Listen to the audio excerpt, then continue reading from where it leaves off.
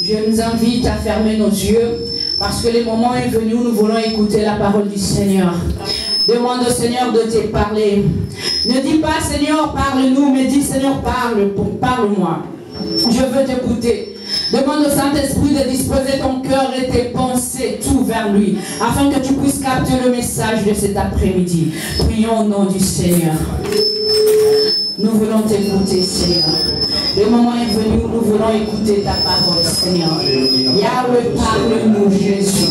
Nous voulons écouter, Seigneur, ce que tu avais prévu pour nous. Ce que tu as pour nous, Seigneur, cet après-midi, Tata. Parle-nous, Père. Parle-nous, Seigneur. Corrige-nous s'il le faut, Seigneur. Transforme nos vies. Change-nous s'il le faut, Seigneur. Nos cœurs et nos pensées sont tous disposés vers toi. Que le Saint-Esprit puisse nous faire, nous aider à comprendre le message que tu as pour nous. Parle-nous, Seigneur. Et ta servante de ce matin, nous abandonnons tes sentiments. Remplis-la de l'Esprit, Seigneur.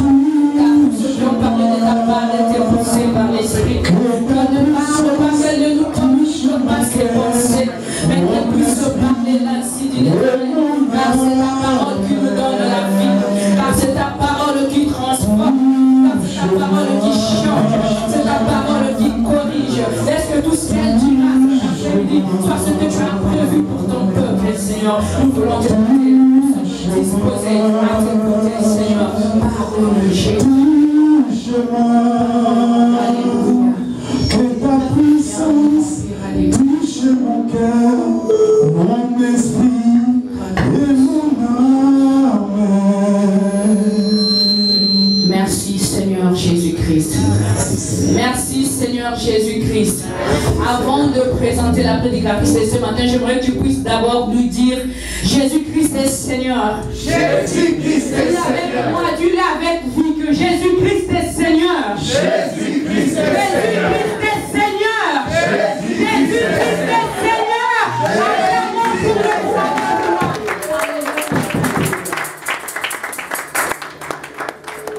En ce moment, je vais appeler notre prédicatrice. Je veux que tu puisses acclamer, non en son honneur, mais pour la gloire du Seigneur. Quand j'appelle notre diaconesse Mouzi, quand elle va passer pour nous partager la parole de Dieu, acclamons pour le Seigneur. Acclame le Seigneur.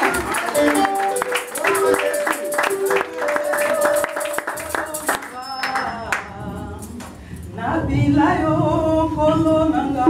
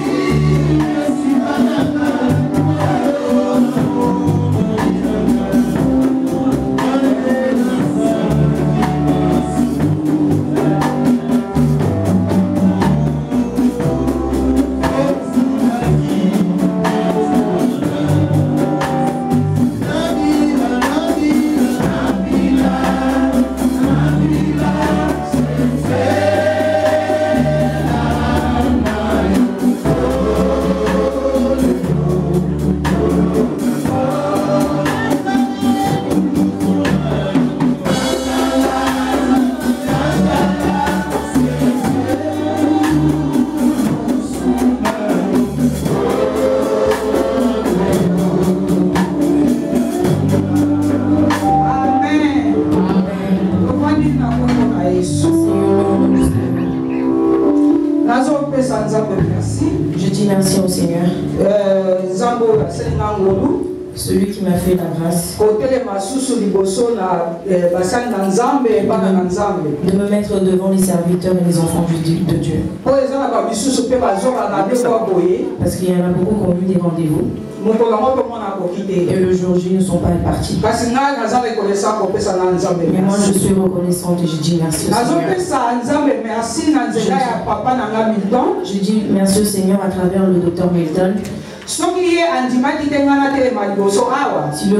ne leur a pas permis de me mettre devant vous, les mamans aussi, elles ne m'auraient pas choisi. Que le Seigneur nous bénisse. Que le Seigneur bénisse aussi tous les serviteurs qui sont autour de nous. Je dis merci au Seigneur. À toi, mon frère, qui est dans ce lieu. Que le Seigneur vous bénisse. Parce que s'il y avait personne dans ce lieu, je me mettais debout toute seule. J'allais parler aux chaises. Les gens allaient me traiter de folle. C'est pour ça que je dis que le Seigneur te bénisse. Je bénis aussi le Seigneur. Peut-être je dirais ma fille. D'un côté, je dirais aussi la serviteur de service. Le pasteur Raphaël. Que le Seigneur te bénisse. Amen. Hier, nous étions ici. On nous a donné tous les détails par rapport au 8 mars. Les personnes qui étaient présentes, elles ont entendu.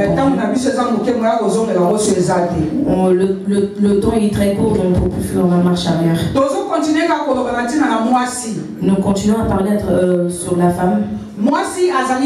Qui est la femme? Quand je regarde en Genèse 2:18, en portugais on me dit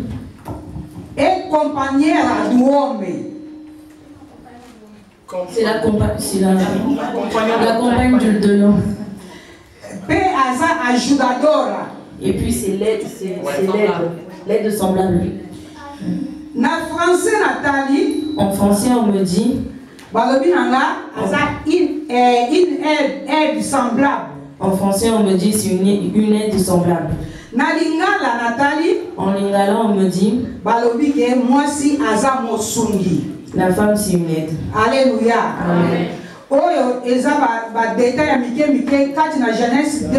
Ça, c'est les petits détails dans Genèse 2:18. La femme a une grande valeur devant Dieu. Elle a une très grande valeur devant sa famille et devant la société. Et quand je regarde dans Proverbe 18-22, là-bas on me dit la femme c'est le bonheur. Maman, toi qui es ici, ne te prends pas. Ne te juge pas. Ne recule pas. Parce que tu as une grande valeur devant les gens, devant ta famille, devant la société, et puis devant Dieu. C'est pour ça la femme, tu ne dois pas reculer. Tu dois te mettre debout. Tu es une femme de valeur et de bonheur. Quand je regarde dans la Bible, les premières femmes qui sont parties voir le tombeau, c'était les femmes. Dans Marc 16, 1 à 18, les femmes, elles sont parties vite pour aller voir le tombeau. C'est pour ça, femme, ne recule pas. Femme, sois une femme qui se lève. Femme,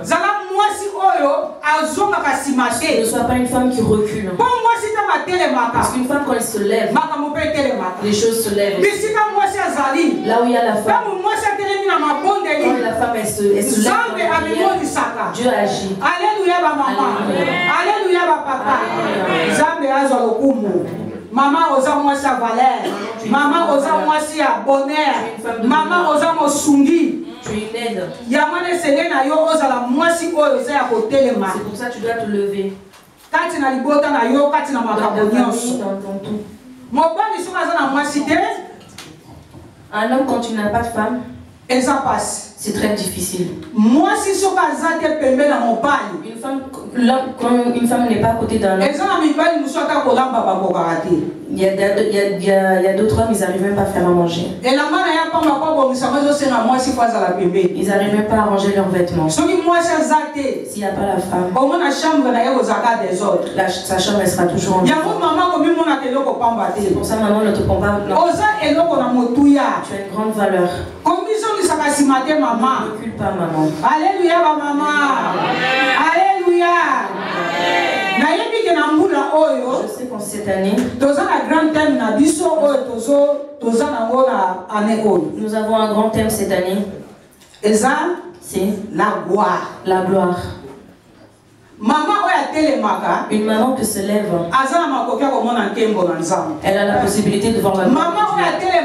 La femme qui se lève, elle a la possibilité d'arriver dans les endroits. La femme qui se lève, elle a la possibilité de la femme qui se lève, elle a la possibilité de soit la situation. La femme qui se lève, quand elle parle, les choses se manifestent. La femme qui se lève, quand elle parle, elle prie Dieu, elle trouve les solutions. Alléluia. Nous ouvrons nos Bibles. Pour le respect de la parole de Dieu, nous nous mettons debout. Nous lisons dans Nombre. Nombre chapitre 27. Nombre chapitre 27. De 5 à 10.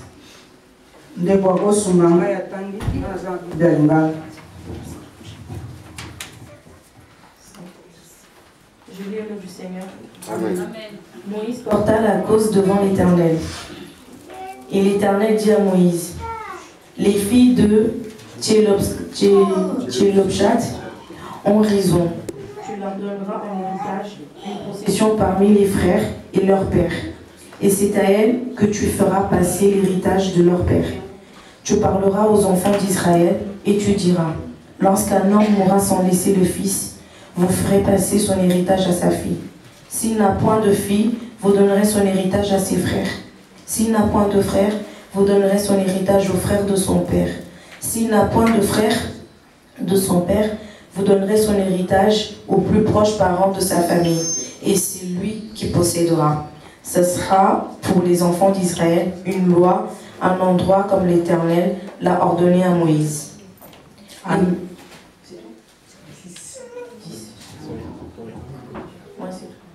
Amen. Amen. Le 8 mars. Nous avons vu le 8 mars. Les femmes se sont levées. Le 8 mars, c'est une date historique. Le 8 mars, c'est une date historique. Nous célébrons cette date tout le temps. Nous voyons aussi dans la Bible, il y a des femmes qui se sont levées. C'est pour ça que le thème de cet après-midi, femme, lève-toi pour le problème qui te concerne. Femme, lève-toi parce que ça te concerne. Nous avons vu dans ce verset, il y a des femmes, il y a 5 femmes. Elles se sont levées pour déclarer leurs droits.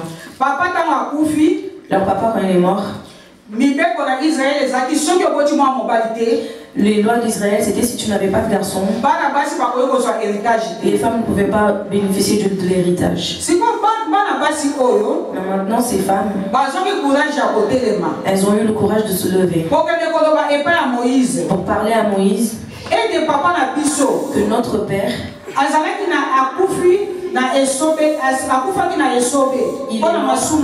il est mort par cause de ses péchés.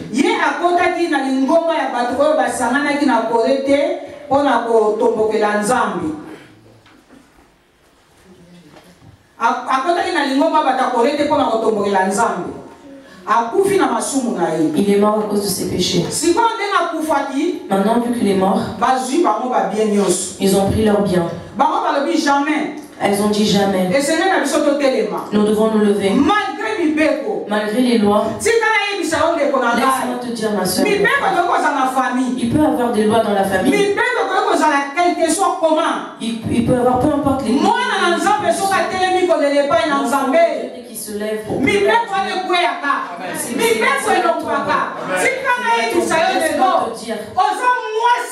tu es une femme, tu dois te lever. Peu importe les lois, prie Dieu. Que c'est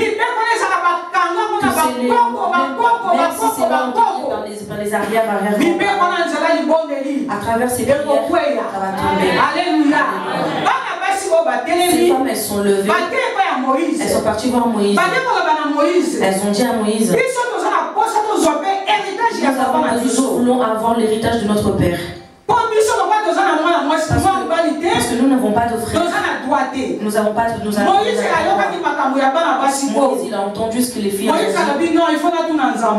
Lui, il a dit non, je dois demander au Dieu. Quand il a demandé à Dieu, le Seigneur lui a dit, ces femmes ont raison. Alléluia. Alléluia. Depuis ce jour, à travers ces femmes, Dieu a dit à Moïse, à partir d'aujourd'hui, à Israël, si un parent ne laisse pas, il n'a que des filles. Les filles, elles ont le droit d'avoir l'héritage. Ces lois, elles ont sont approchées de Moïse. Toi et moi, nous avons accès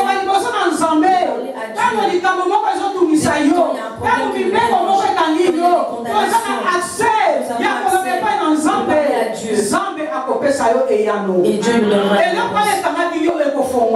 ce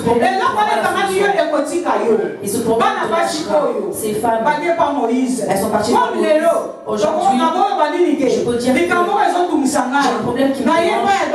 Je viens voir docteur Milton. Je lui dis papa, regarde, j'ai un problème qui me dérange. Papa va me dire,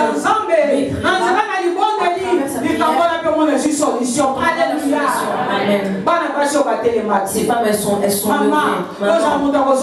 Ne recule pas. Papa, tu dois parler à Dieu.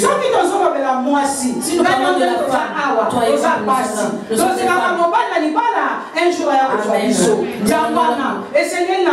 femmes. Papa, maman, tu es dans ce lieu. Tout ce qui te dérange, tu dois prier au Seigneur. En parlant au Seigneur, c'est là que tu trouveras la solution. Disons au Seigneur, c'est là où tu trouveras le chemin de ce que tu dérange. Pour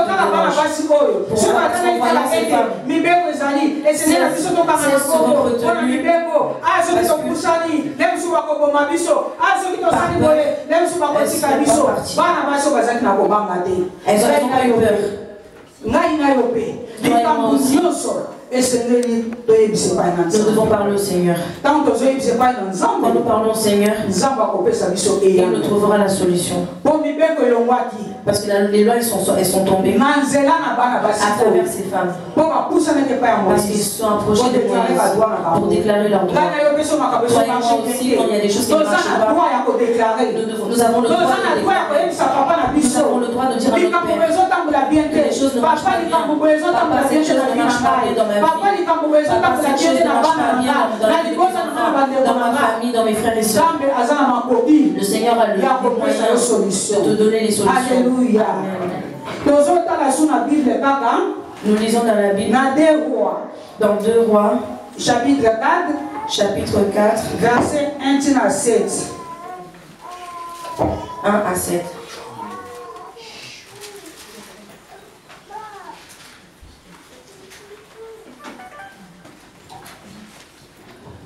Je lis au nom du Seigneur. Amen.